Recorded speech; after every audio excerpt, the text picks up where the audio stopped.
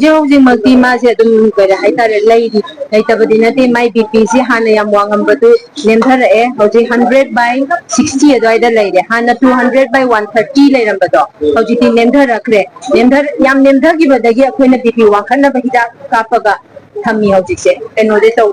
my heartbeat was another lady, Sibamati Sidri, Adusiam critical. One lady have the Mamagi BP Dunayam Wakalaba, they give the Angansi, BP Yam Wang, Banamaram or Dunayam Chokam tea by Tare. Akogi week the Hiragana 34 weeks never Maggie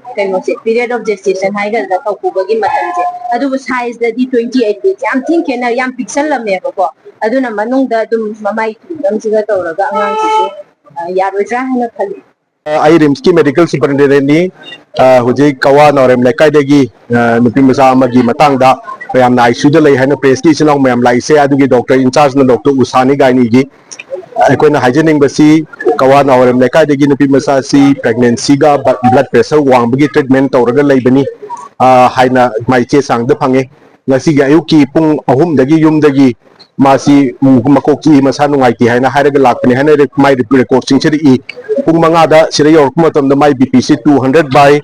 130 BPC yang wangami BP wang bechira koi doctor singsina masi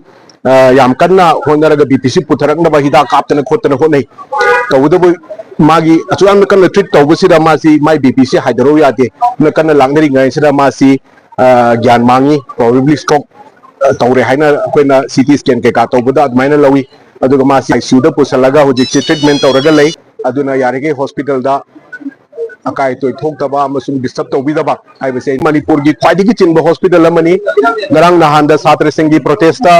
मी चामगा मंगा लाई चा मंगा सी कोई Arab doctor nurse duty ताबा तादबा युमदगी पुखतना कोई ओ हिदाक लांथक पुथोकना voluntary help के अंगांसिंग मतेंग लौदना ma'am तौरगा कोई treatment तौई